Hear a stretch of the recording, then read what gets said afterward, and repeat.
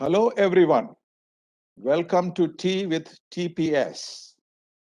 Our distinguished guest today is Reverend Sister Dr.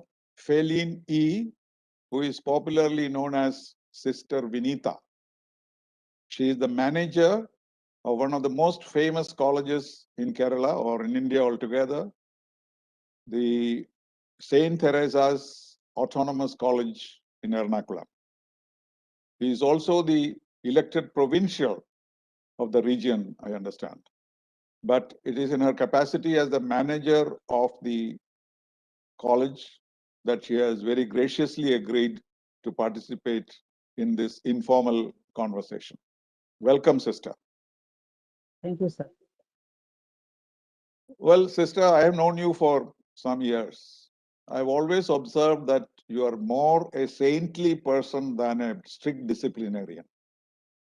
Maybe when you joined the order, you probably did not think what you would be doing as a profession. Perhaps it was not clear. But it was ordained to you that you should become an educationist, an author, a manager of a very important institution. So how did you evolve from a spiritual person to a temporal educationalist? Yes, sir. What you said is true. When I joined as a 15-year-old in the convent, I never had an idea about what I really want to be. I was, when I came to the convent, they asked me one question, what exactly I wanted. In my mind, I was actually thinking of being a missionary. And that was the only word I knew. And they had given me a sheet of paper, and this many things were written there. And the only word I understood was teacher and also missionary. Okay, good. So I could take only one option. So I said missionary means there is also kind of a doubt whether whether I will be able. But then I clicked missionary, and later I scrubbed it and I wrote a teacher. Good. So then the teacher, sister who looked at the paper and just looked at me and she, I myself am not sure I want to be missionary or a teacher. I was just a 10th standard pass then. Well, I was then sent to Delhi. Delhi means Faridabad. We have a convent there. So I was sent to Faridabad. And it's there that I actually learned what it is to be a missionary and also the rudiments of religious life I learned there. And the sisters were very helpful in shaping me. After that, I entered the formal period of formation. After my novitiate days, when I became a sister, I was brought back. I came to St. Teresa's. And there too, actually, I do not know what my authorities really wanted. By then, actually, in my mind, what I want to do was only what God wants from me, because that is the formation. Whatever my authorities say, I will do. There is nothing other than anything. I didn't have any decision of my own. In my mind, whatever the authority says, that is the will of God for me. So I was brought here, and they told me that you have to go to Kottayam. It is a day like this, it's a very rainy day. Me and my companion, one sister, one more sister from my same batch, both of us went to Kottayam, and we have a B.Ed TTC school there, a training school. And so I knew that I am going to be sent for TTC. That makes no difference for me because that is the will of God. So I went there, both of us went. It was at around 7 o'clock. We met the manager. Though it is our school, it is managed by the diocese. So the manager just looked at the certificates and said, both of us, I have a short of 2 marks for mathematics, and she has got short of 2 marks again for for English. So I came back. We both of us came back because we are not qualified to do our. You could join the TTC. You could not Yes, join the TTC. I could not join the TTC. We are not qualified. We were brought Okay. back. So she was sent to Mysore. I was kept here. Then I was told to do my PDC. And those days it is PDC. I joined for PDC. And there too, in Saint Teresa's itself? In Saint Yeah. Teresa's itself? Okay. in St. Teresa's itself. And Alright. I joined for PDC. And there too, a kind of like, I mean, what I look at it is the will of God. So we three of us were there, not from the same batch, they were my seniors. And we were all planning to take a third group. Third group means EPL. Those days it is like economics, political science, and logic. And I had given my name for EPL. But then what happened is the principal came and said only 2 seats are available there. One has to take some other subject. For me, it makes, like, again, in my mind, it makes no difference. I had to complete my PDC, and after that I had to go for TTC. So any subject is okay for me. The other 2 said, no, we want only EPL. Then sister asked me, child, will you take some other subject? I said, okay, no problem, I can take. So I was put in the LHH. So it is LHH means literature, history, world history, and Indian history. That was a turning point. That was a turning point in your career. Yes, that was a turning point in my career. That was also, when I look at it now, what I feel is that was the plan of God. But then both of us, I mean, we all 3 studied. One in the second year, one dropped out and she went to America to do her nursing. The other, both of us studied, and when the result was over, came, I scored the highest in the class those days. Very good. Okay. For English literature, high marks. I was thinking, see, look, the thing is that I cannot even imagine, really, I mean, immediately they're seeing the marks, they said, okay, you don't go for TTC, you go for your degree studies. So I joined the college again and took literature as my subject, and I did my BA. And then masters, After masters also. BA, yeah, I did my master's, and then I did my PhD, and I started teaching there in the institution. But Well, in all my of mind, us think that God plans your future. You know, that's what we all say. But in your particular case, it's a kind of direct instruction, as it were, because yes, you had decided to join the order, join the convent, dedicate your life to God, and then God dictates to you what you should be doing, isn't it? correct, Father. Correct. Absolutely. That is Well, exactly. when I look at an institution which I like, I normally look for 3 things. Who is the head of the institution? Who is the heart of the institution? And who is the hand? It is normally 3 people. But in St. Teresa's, I found it was the same person. You are the head of the institution. You are the heart of it because you determine the philosophy of the college and you personally, physically do things. This is a remarkable personality and remarkable manager, I would say. And I know a lot of principals, I know a lot of educationists, teachers, etc. But the kind of dedication and the kind of complete surrender to God, as it were, in doing your things, I think you have really created history.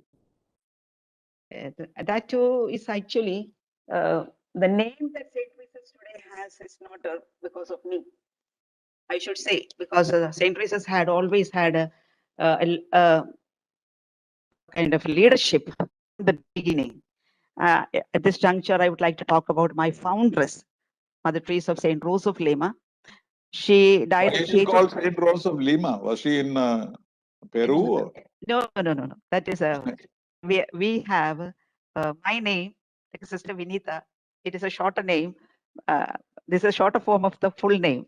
Because my full name is Sister Vinita of Our Lady of Mount Carmel. That is my full name. Okay. So the second is what Saint Rose of Lima. She's Mother Teresa. Actually, Mother Teresa. Then second name, so of Saint Rose of Lima. But in her case, we say the full name. And she is the founder. She is the founder. Yeah, she founded this institution. This institution is not only the college, the entire congregation. So it was in 1887 that she founded this. And she was very talented, God-fearing, and also very dedicated. And what do you call that? A person who could, she's a very resourceful person. She's not a Malayali. She came from Madras, Chennai, but she learned the language here. And she started a school and an orphanage. and a boarding and an old age and what is it, a technical school, all things like a store, a bakery, everything in order to run school and also to take care of the most abandoned people. So that kind of what do you call that? Multifaceted personality, and whatever she touched, she turned into gold. Fantastic. And yeah, And the you had a training under her throughout till you became Yeah. a teacher yourself. She died at the age of 44. So none of us saw, but a group of sisters were there with her. 11 of them were there, and they had experienced the way she conducted her life. And we are given that kind of a training, like, our congregation particularly takes care that a person who comes here gets the maximum in learning, in training, in etiquette, everything. Everything is seen to from beginning till the end. By the time we finish our formation and we are ready for any type of work that is given. So that kind of a dedication. And St. Teresa's, as I told you, 1925 we started the college, and the first principal of the college had 11 degrees. It is difficult to believe. That day she was trained from abroad. Yes. I see. Yeah, she studied abroad, and she came back, and she waited. She came back in 1903, and she waited till 1925 to put her education into practice. Till then, she was teaching in the second standard. And our older sisters used to say that she, every day, she prepares well to teach in the second standard. And she spends time reading through her material she used to deliver the second standard students. And then when in 1925, when we started, she became the first principal, that is Sister Beatrice. And then we had very veterans, I should say, all educated, capable women. I mean, other Mostly foreigners or Indians? Indians, Anglo-Indians, they were in the beginning, Anglo-Indians. And then we had a Sister Digna. She's what's the legend actually. She's the one who brought St. Teresa's from a what is it? A minor college to a college that is noted by everybody. And the luck for St. Teresa's was that this was one of the first women's college in Kerala. Kerala. Kerala means those days it was what is it, Raja's time. So in the erstwhile Cochin state, we were the first, and in the first actually is a women's college in Trivandrum, and we are just 1 year or something difference between us and them.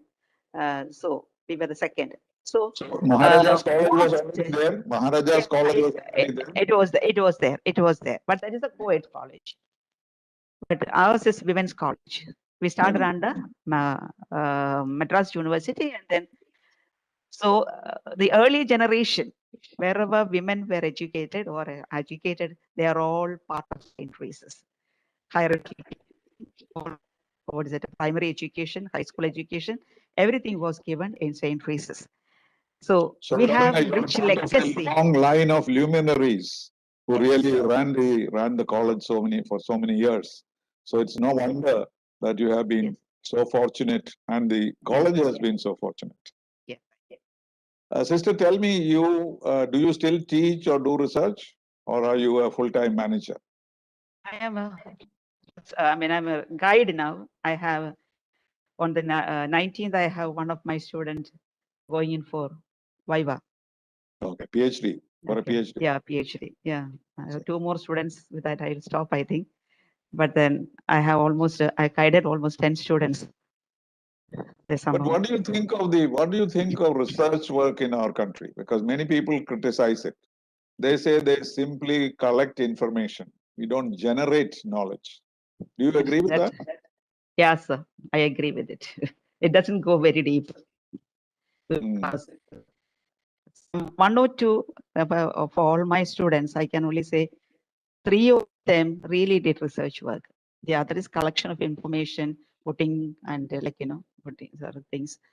But we should have a different focus in research.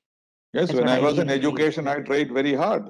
We Yeah. had a big committee which went into all this because most of the colleges don't have even the minimum facilities for research, not even a proper library. We can't blame the students. And no facilities given to the teachers to do any research. They have so much of work to do. So there is the research is the least important aspect of college education in India, I think, particularly in Kerala. Because in everywhere else in the world, research starts at a very young age. When I took my son Yeah. to a school in the United States, the teacher asked how much research has he done. So I told her that he is only 11 years old. He said, yes, it is time that he did some research himself. So we don't even think about it. We think about research as something between MA and marriage for most women. Right. till you find a husband, you do research. Then you throw everything away and go. So that needs to be changed. At the moment, are there several people doing research in St. Yeah. Teresa's? Yeah, With, we with have different 130. teachers. With Yeah. different teachers. Yeah, we have more than 200 students doing research under Various teachers. 33 teachers are there in research I guides. see. Some of the research are really very good that is taking place here in this thing, but also it's not like we should focus. We are doing our level best in our college to strengthen research and to motivate students to take up really ambitious projects as themes as for research. But then, on the whole, in Kerala, what I'm talking about in Kerala and in India, we have got this. That is not Okay, not you and I know commendable. very well the process of how St. Teresa's became an autonomous college. Correct. It was one of my dreams, 20 autonomous colleges in Kerala. And I was very proud of both St. Teresa's as well as Marivanuas, which are done. They've made full use of the autonomy bestowed on them. So what was your experience? Was it exciting? Did it open new avenues for the college? Were you satisfied with the system? Or you think it was not fully utilized and it fell out of the kind of expectations? Well, sir, I was the principal. When autonomy was conferred on St. Teresa's. Yes, I was there myself. I know, sir. The Chief And it Minister was was a there, Mr. challenge. Ummanchandi was there. Mr. Ummanchandi was there too. Yes, yes, sir. So it was a challenge actually for all of us to like. For us, it was the first experience, though we had a lot of meetings and preparations, all this. But suddenly, when it came, it was a challenge. Also, we actually did not know what was. How to We use thought your like liberty. The liberty was how to use it was we thought we have a lot of freedom, right. and so we went ahead with of any innovations, and later on we realized that is all that is not that much of freedom we do not. Then we They had don't to welcome submit. it. The university staff, the government is staff. So it was a kind of excitement at the same time, kind of getting frustrated when the excitement gives way to frustration, thinking that you don't have all those things that you dreamed of. But now, actually, autonomy, we are making full use of the given freedom. Right. Structuring of syllabuses, conducting examination, introducing new topics into this thing, teaching methodology. And the most important change was, in my opinion, the results were published very quickly. Yeah. You remember several universities, it used to take months together. Students used to miss the opportunity to go and seek admission elsewhere. Even almost a year it used to take some of the universities in Kerala. But look at the autonomous colleges. They were able to declare results in what, 15 days or 3 weeks? Correct. Correct. So that was now I think great blessing. Actually, it is a kind of a excitement. Every time it is new, every time we have to, there is a lot of meetings taking place. We are designing, we are discussing, we are planning everything ahead. So much of activity. Even the teachers are fully involved in the activities that is taking place. And the students are happy. they get the results. Not only that, any doubts can be cleared, subjects is updated, and also so much of news are taking place. Even though we have got difficulties sometimes, from the part of the government, some part of the but very often what I find is when we approach the government or the university, they are also very understanding. Little bit of difficulty is there, but we are given full support now. Well, when I asked various colleges, I travel around India and talked to several autonomous colleges. They said the only problem was the teachers had to work harder. Mhm. They are not compensated. And at the same time, they have to work much harder, more clerical work to be done, more innovative writing work to be done. Otherwise, you depended on your textbooks or whatever preparation that you have. But here, the work that was expected of the teachers was quite high. This Yeah. was true? Was it your experience too? Yeah, yes, that is And true. the other thing, one principal told me that the disadvantage for him was his college was the cheapest college in town, in Bangalore, and because the fees were low. But when autonomy came and when they introduced new topics, then those topics had to be self-financed. Yes, And as a result, the students who opted for new subjects had to pay much more. So he said, my college, which was supposed to be a poor man's college, became a rich man's college. He was saying, was it your experience too? But anyway, yours was a rich man's college anyway, right? That's what they are. But we have got 68% of poor students there. So you have, Somehow or other, somehow or other, when they come to St. Teresa's, they pick up a culture that transforms them. That's what I feel, because not all who are studying there are rich people. We know that. But they develop, habits, It takes, habits and style. It takes actually 3 to 4 months for them to, how to say, change and Get become used to better persons. Yeah. Yes, that you can see. I've been to your college many times. I didn't see anyone, who is not stylish and well behaved. And so it's become a part of culture of St. Teresa's. But are there any? I used to tell me, sir. Are there any disadvantages in a women's college? Special problems? Special problems? I studied here. I taught here. You haven't seen any other college, right? You haven't seen any other college. Yeah, that is, I don't find there is any disadvantage, but maybe some of the girls might be thinking that they want to do it in a co-ed college or something. But that's what I was going to ask. What is your opinion about that? Because for the development of a young person, doesn't the co-ed colleges help? They have the experience of meeting people that from is the other that is gender. true. Then I have visited many colleges, and I'm quite sure that it helps. I am not against that. What is that? It should not be a co-ed college, etc. But in co-ed college, that is human nature, isn't it? You study together, to complement each other, and you do. But in a women's college, it has got its own advantages, because everything from putting a pin to arranging a program, inviting guests, going about, everything has to be done by a woman, a lady teacher, or by the students themselves. Lately, when somebody visited here, one of the important persons of the police came, the policemen were there arranging the stage, etc. And it's our girls who climbed the ladder and fixed them. And the policemen, they were not they were frightened to climb.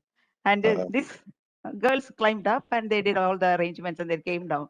And they were the men were looking at them and saying, "No, this is St. Teresa's. That's it. And that is I'm not talking about that, but the full potential of a woman, I'm not talking about the other aspect. So it's more. You mean to say it's more advantages than disadvantages for them being in a to develop all their potentials, because because there is no boys or men to help them. They have to do everything. So they become a kind of a self-reliant. They Independent, can yes. manage, independent in their views. But And has your college ever thought of making it a co-educational institution? So this is part of our charism. Actually, when our founder started, as I told you, it is a woman's school. I mean, the girl who she visualized. You from centuries, from then and now, the most women are blind. We are one of the in society. We have got we are, what do you call that? Second class citizens. So it was the upliftment of this poor class, the suppressed, the oppressed that she had in mind. That's why she started the school for the girls. And also she had laid the foundation, the seed for the college. And there too, she put her vision as the upliftment of empowerment of women. And she felt that it's the women who have to be taken care of. Even today, we feel the women has to be taken care of. Because the one sentence she says, if you educate a man, it becomes an education given to a person. But if you educate a woman, it is a society that is getting educated. So bring them up. They should become self-reliant. And also she says, women should work. That's why she had the technical schools and what is that?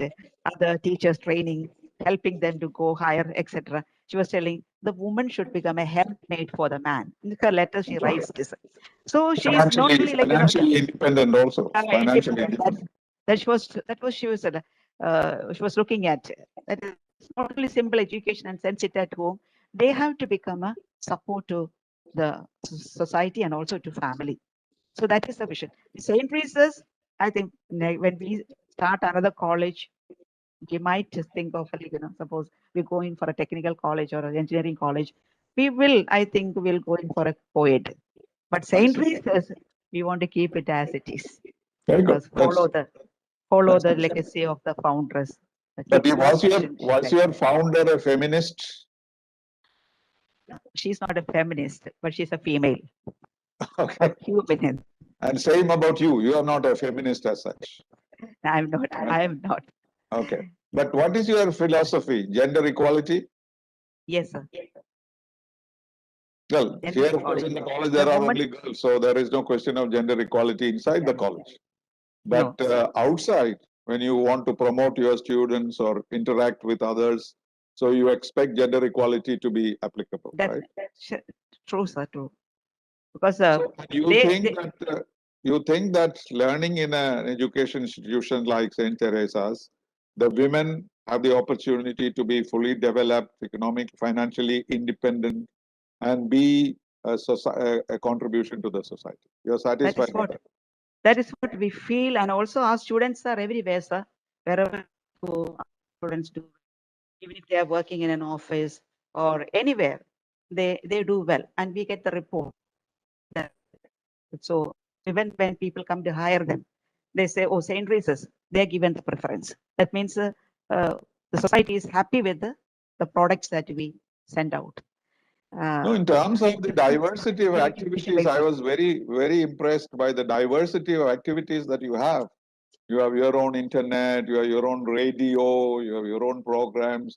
Every Prime Minister of India has visited St. Teresa's. This is a discovery for me from Pandit Nehru, to Narendra Modi. Yeah. And so that must be a great honor. And that shows how much the college is respected.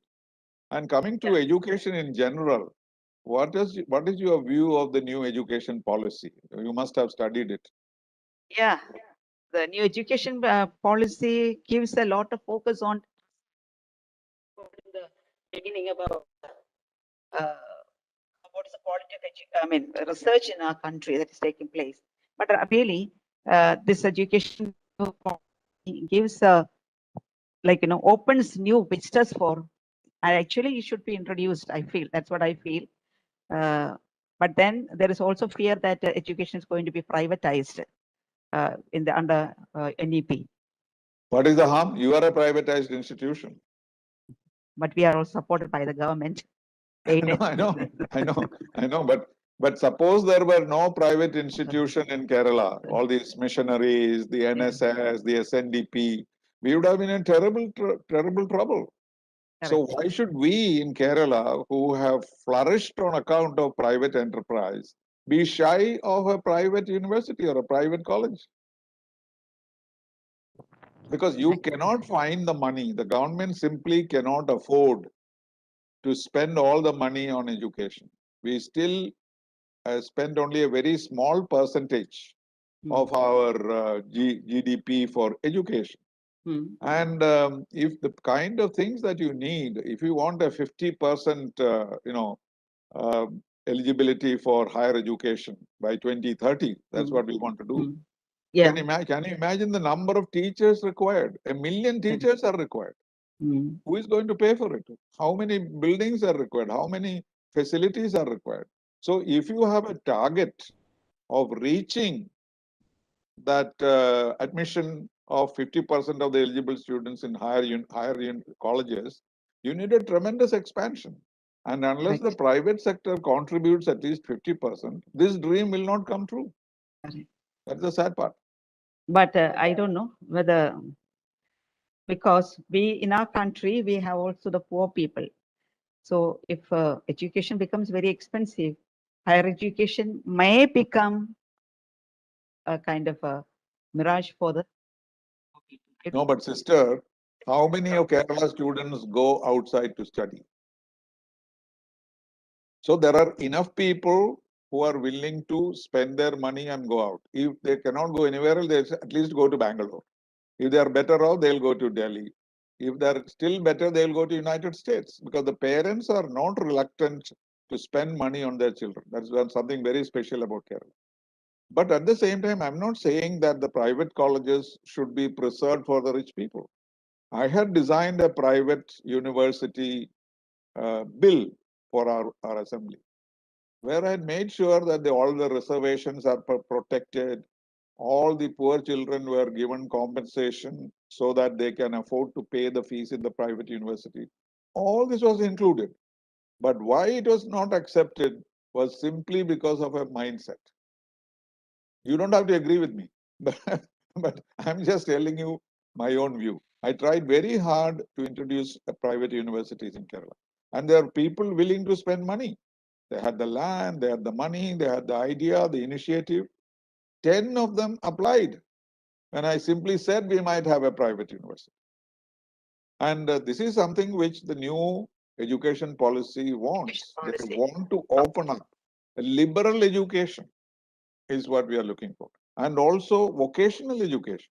That is another important aspect of it. So what do you think of this 4-year degree course and ability for students to drop out? Have you thought about that? That we already have in the institution, in our college, programs are there, and also integrated degree. 4 years, no, the integrated program that is introduced here in our state is 5 years. So there might be a little difficulty to get the students because they don't get the advantage of it. 1 year, they are not saving 1 year, but I think the 4-year would be better. But what is introduced? No, the 4-year has another feature, which I'm sure you have noticed. That's after suppose many of us join a college without realizing what you are going in for. Suppose after 1 year you realize that you have no interest in literature or you have no interest in physics. What do? You either suffer and carry on for 3 glorious years and you get a poor score and you don't get anything. But here in the new system, after 1 year, if you feel that you need a change, you can drop out. You can take a degree and go somewhere else, and then come back if you want, because you can keep your academic record. After 2 years, you can get a diploma. After 3 years, you get a degree, and after 4 years, you are eligible for higher education. This is a blessing, in fact.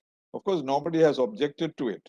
But I have a feeling that this will be a tremendous opportunity for our students to follow the pattern that is followed everywhere else. And also choice of subjects. Even today we say choice, but what choice do you give? If you do physics, you must do chemistry and biology. You cannot do chemistry, philosophy, and music, can you? That is the kind of liberal education that our children deserve. So all these are in the new education policy. Right. Unfortunately, in Kerala, we have taken a rather negative attitude towards it.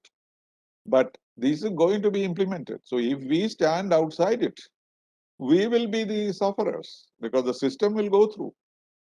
Like the schooling system, major changes are being made in the schooling system.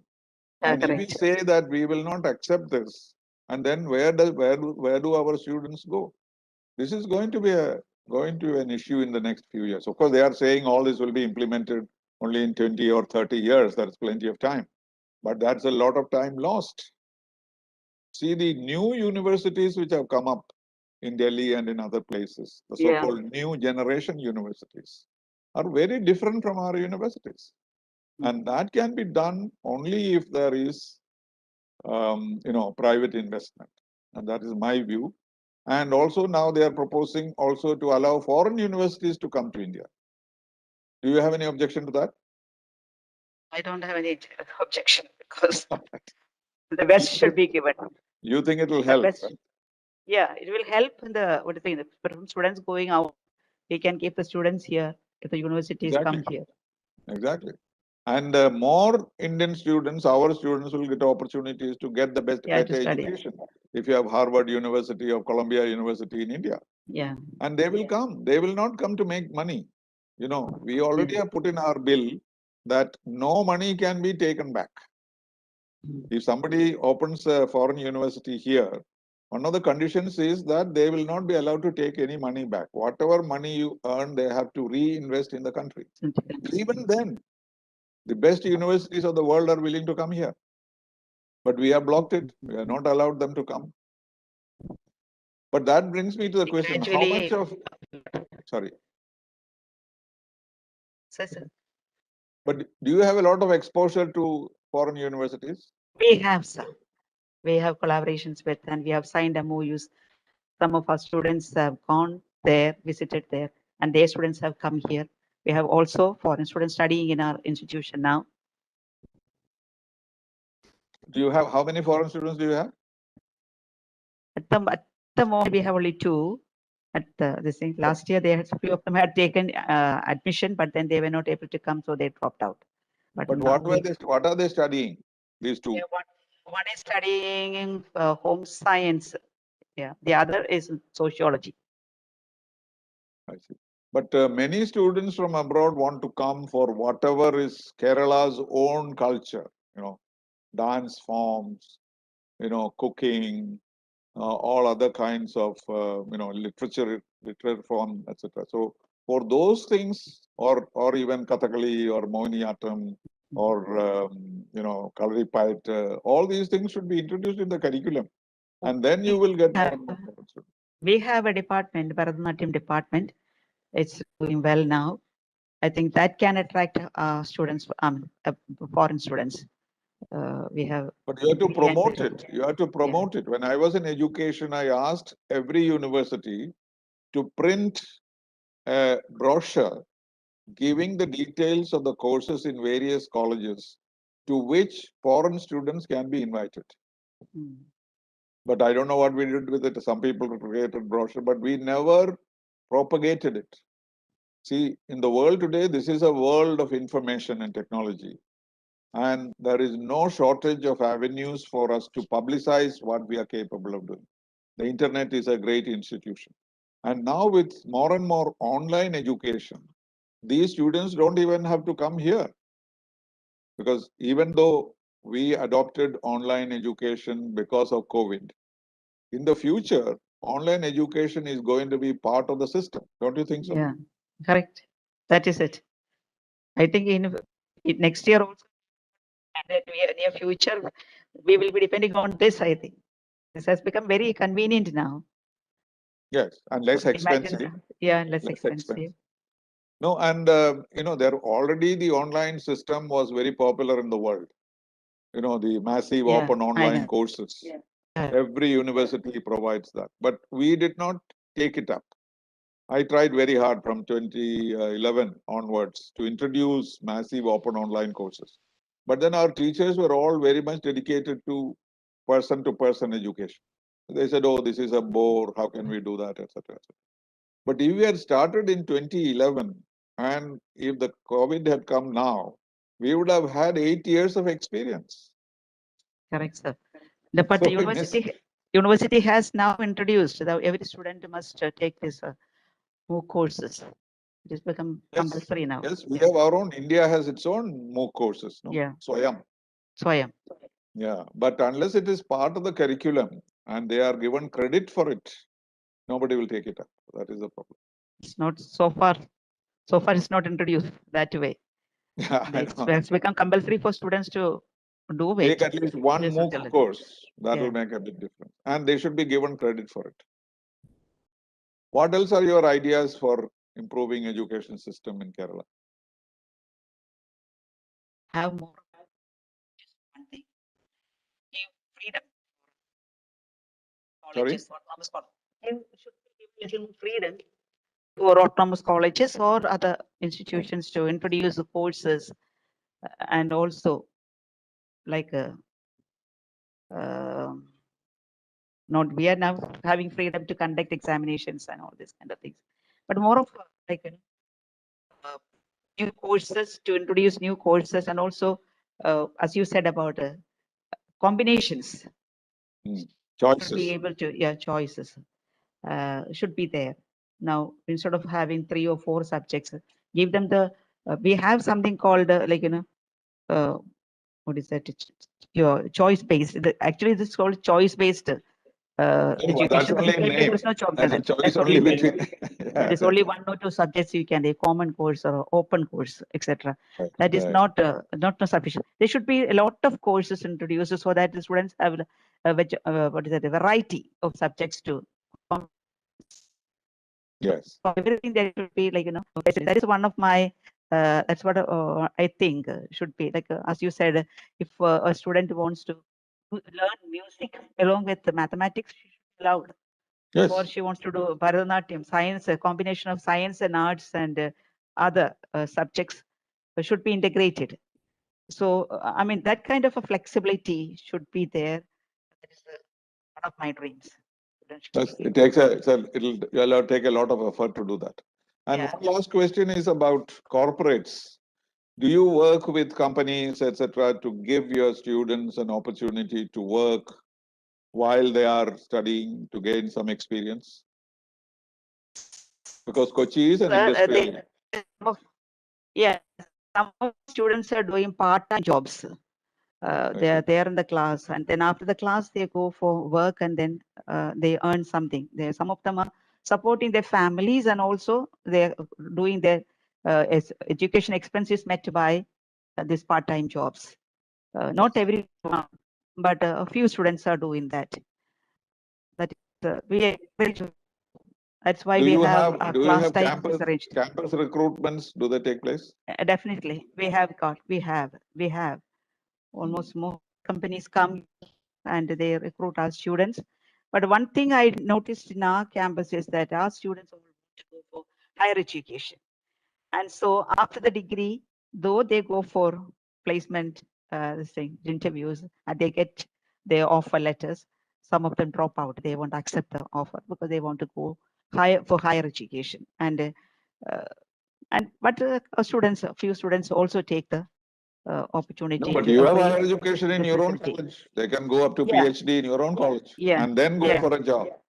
No, That's in some countries, the system is the companies come to you and say that we need this kind of graduates 3 years from now, let's say. And then you fashion your curriculum in such a way that it meets their requirements. And in return for it, they finance your project. That's exactly what we are trying now. Like, attract, we have designed a few courses where the company's requirements will be met. So we ask them what exactly they want. And that is a BVOC introduced with that objective in mind. So to collaborate with And the then company, they should pay for it. For the facilities, the facilities in the college, they can build a laboratory or build a hall in order to promote that particular subject in which they are interested. And that will be good. Now what they do is you spend your money and train them, And they come at the end of the year and Come at pick the up end the of the year best and and walk pick up away that's the without first. making any investments. That is it. Okay, Yes. lastly, what are your future plans for St. Teresa's? Will you want to We- be a university? Because 10 years, once you are autonomous for 10 years, you are entitled to apply to Yes. be a university. Yes, sir, we want to be a university. That's what we are planning, we are getting ready for that. We are meeting people, we are arranging, we are having discussions, and also we're trying to improve the infrastructure, whatever we need. You need more land. for the- You need more land, right? We are focusing on that also. But it is difficult to get land in the city. So we'll have to focus. No, the kind of land you have got in the city, you can never get anywhere. I mean, it is the heart of the city. Amazing, isn't it? Yes. I don't think there is any such college which is in the heart of the city like that. Maybe Maharajas, that is a government college, but your college is very much there, and it's a remarkable thing.